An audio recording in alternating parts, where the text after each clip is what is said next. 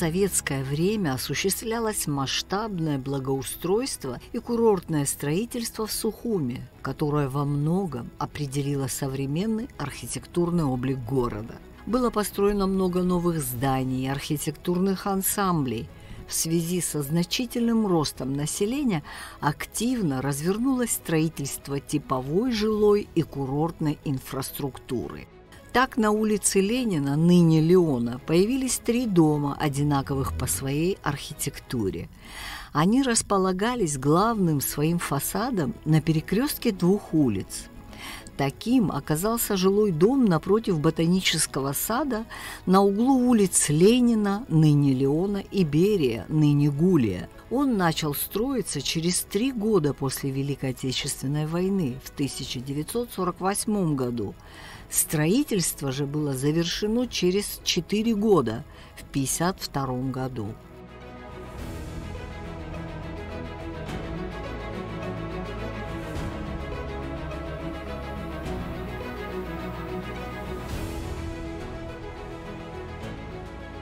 Здравствуйте, уважаемые телезрители! Мы с архитектором Лидой Данелия взялись охарактеризовать архитектурный стиль 3 домов по улице Леона. Итак, перед нами первый дом напротив Ботанического сада. Эти дома были построены в начале 50-х годов, так называемые сталинские стройки. Лида, дом этот знаком всем сухумчанам. А что вы скажете вот об архитектурной постройке этого строения? Перед нами великолепный образец классицизма.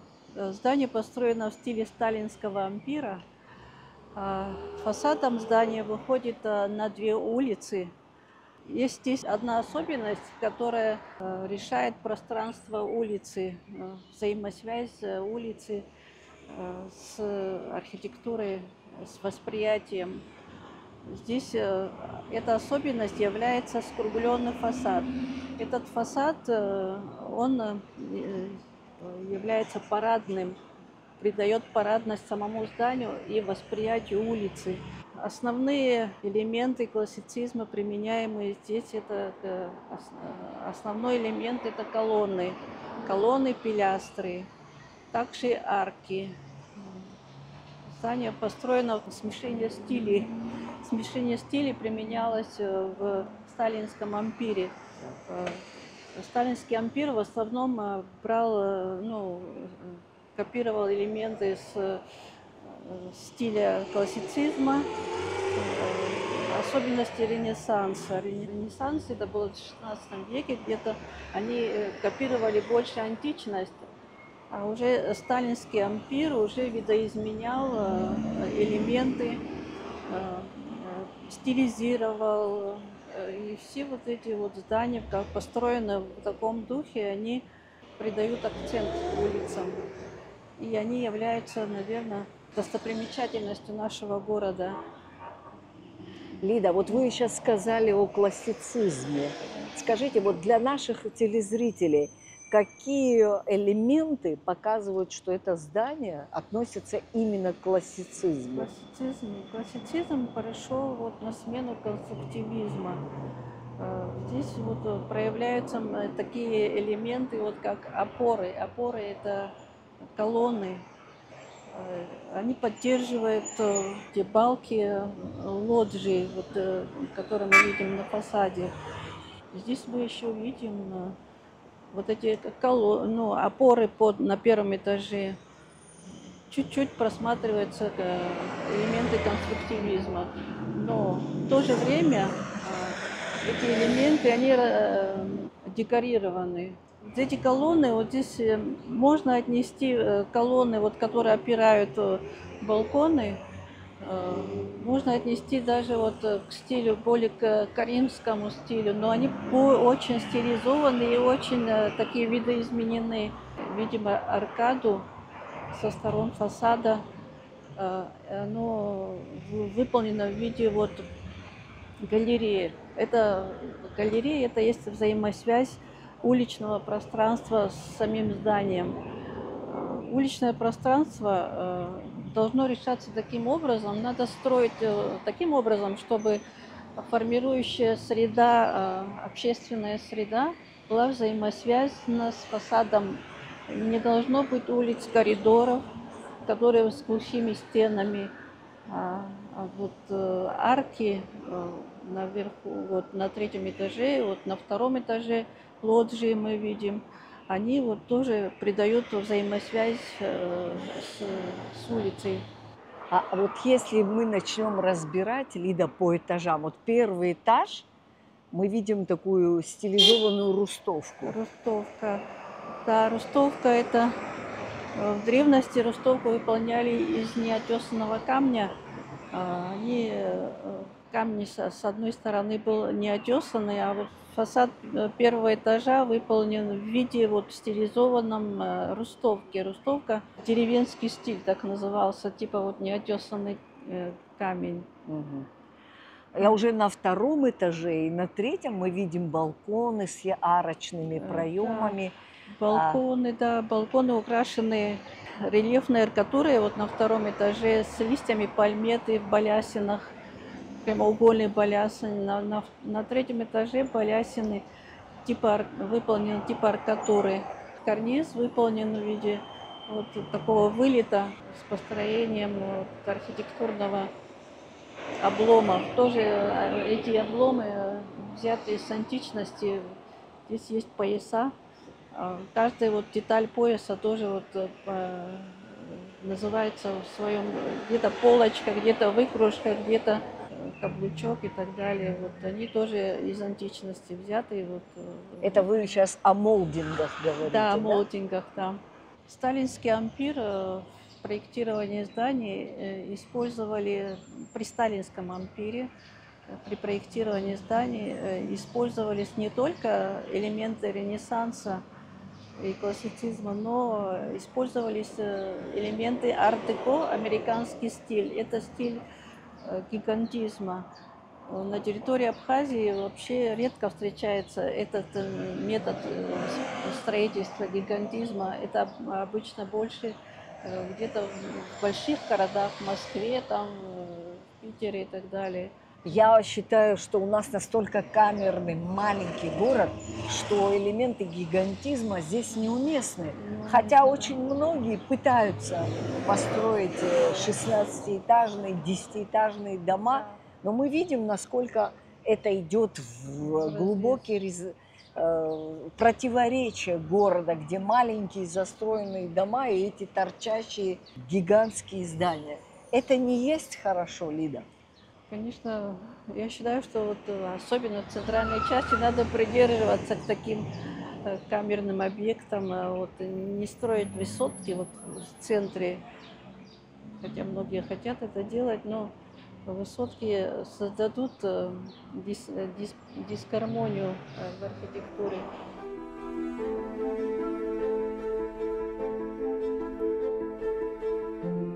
Многоквартирный жилой дом на углу улиц Ленина, Леона и Сталина, ныне Аяйра, напротив администрации города, был сдан 1 мая 1951 года. 16 июня этого же года на первом этаже дома открылся новый универмаг «Курорторга Абхазии». Витрины магазина были устроены по образцу столичных универмагов и в вечернее время освещались лампами дневного света.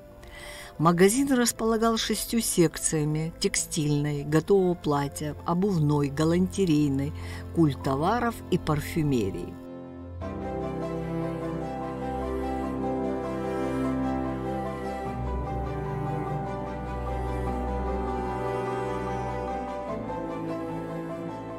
Мы с Лидой пришли на проспект Аяйра, чтобы выбрать хороший ракурс для того, чтобы рассмотреть вот этот дом сталинский, который тоже был построен в 50-х годах и тоже очень интересен с точки зрения архитектуры.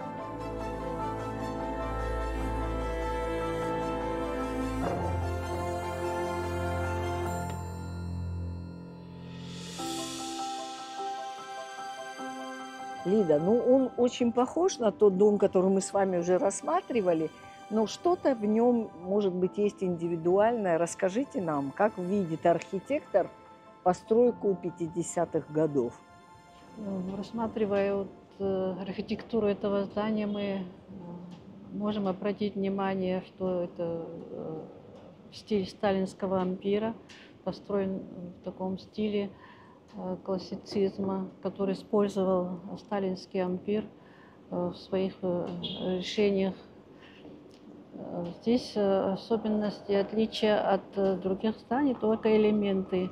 Основной здесь есть элемент, это колонна, это знак классицизма, лоджии, открытые пространства на сторону улиц, взаимосвязь с уличным пространством, огромные пилястры с коринфскими стилизованными капителями. Также на колоннах мы тоже видим стилизованные коринфские капители. Фасад этого здания выходит на 2 улицы, и фасад устроен таким образом, чтобы восприятие общественной среды было взаимосвязано с улицей. Это здесь создается на 1-м этаже общественными пространствами, а на 2-м этаже открытыми галереями, аркадами, выступающими балконами. Парадная часть этого здания, это скругленный фасад, создает акцент, придает акцент улицам. Над венчающим карнизом мы видим балюстраду. Балюстраду с одной стороны, и с другой стороны аркатура. В центре, где скругленный фасад, существует такой аттик в виде аркатуры. Здесь аттик другой, это аттик здесь не изображает ничего, просто он выполнен в виде балюстрады, даже не аркатуры, а балюстрады.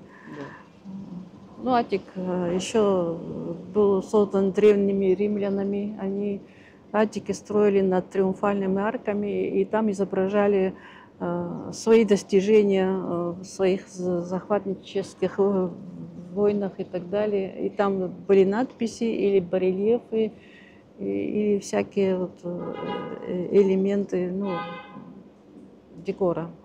Мне кажется, настало у нас самое время поговорить о квартальной застройке. Оказывается, наш город еще со времен советских он застраивался методом квартальной застройки. И нам нужно этот метод продолжить. Расскажите, Лида, что это за метод квартальной застройки?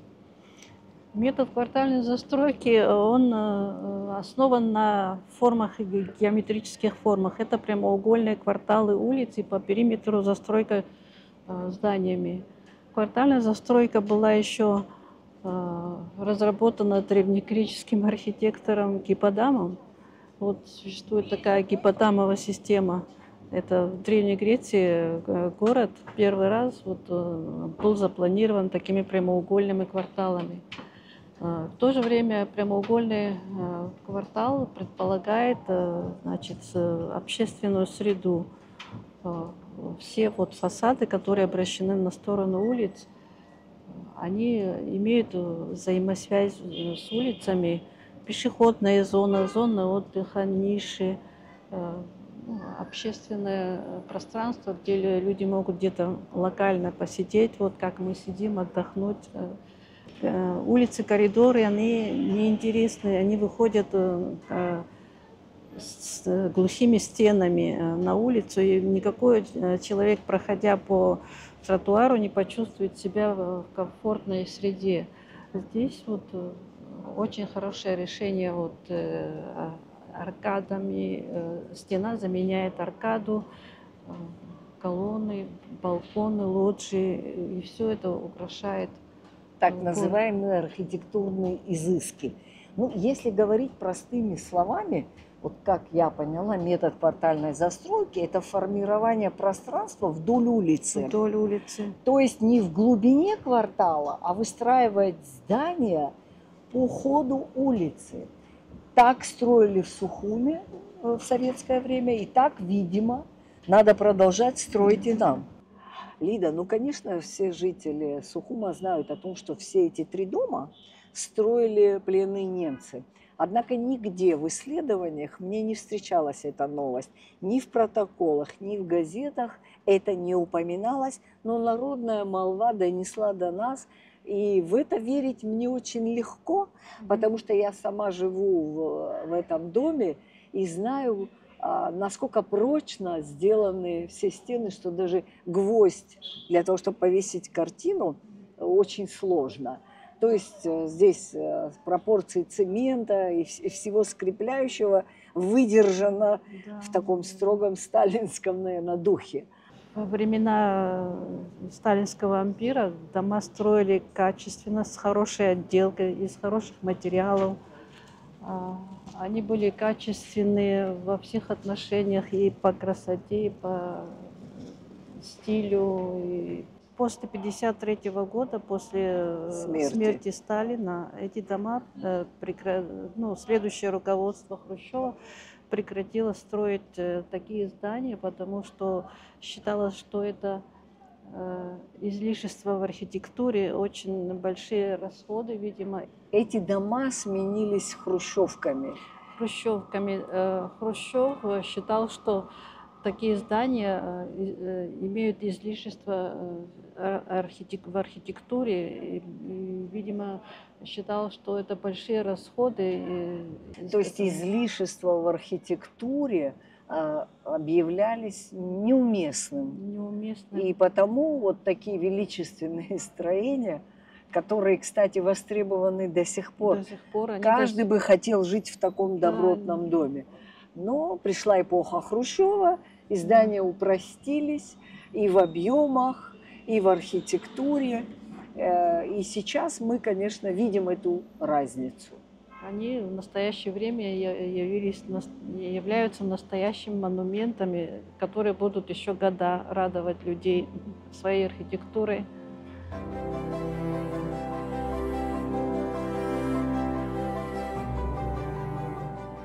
В архиве БТИ нам любезно выдали план этого дома, и где видны буквально все элементы этого строения советского. Лида, как архитектор, вы что скажете по этому поводу? Мы замечаем здесь округленный фасад с галереями типа лоджии.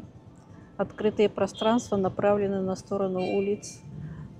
И вот где у нас аркада, мы здесь видим аркаду тоже типа галереи. Выходы из комнат осуществляются прямо на балкон. Это пространство взаимосвязано с улицей. Здесь вот есть двор в этом здании. Все выходы из жилых помещений, выходы обращены на сторону двора. А снаружи по улице идет общественное пространство. Это выходы из магазинов, и торговых объектов и всяких общественных помещений. Характерно, что на пространстве бывшего СССР сталинки до сих пор пользуются повышенным спросом. Несмотря на почтенный возраст, эти квартиры обладают высокими потребительскими качествами. На наш взгляд, именно такие объекты и создавали неповторимый архитектурно-художественный облик советского Сухума. В 1951 году напротив Национального банка был построен новый жилой дом на углу улиц Ленина, ныне Леона, и Кагановича, ныне Лакоба. Мы спустились по Леона и стоим у сталинского дома, который расположен напротив Национального банка. Лида, эти дома похожи как близнецы друг с другом, но все равно мне, как не специалисту, даже видно, что все-таки какие-то архитектурные особенности они имеют. Ну, например, вот я заметила дом, который напротив Ботанического сада, там сплошной атик, а это состоит из 3 частей. Что видите вы? Какие особенности, которые этот дом все же отличают? Особенности здесь такие чисто в элементах здания. Аттик, конечно, он из 3 частей состоит. Элементы вот как кронштейны под карнизом, они выполнены вот чисто из готического элемента. Это крабы.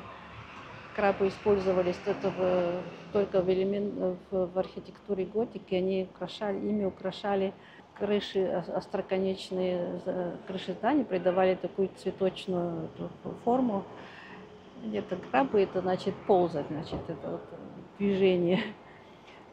Здесь также вот заметные вот пропорции этих колонн на этажах, они разные, вот как в том доме, который мы рассматриваем, ботанического сада.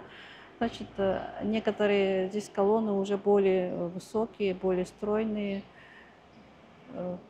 И вот отсутствует аркада, например, с одной стороны, вот со стороны улицы, обращенная вот на улицу Лакоба.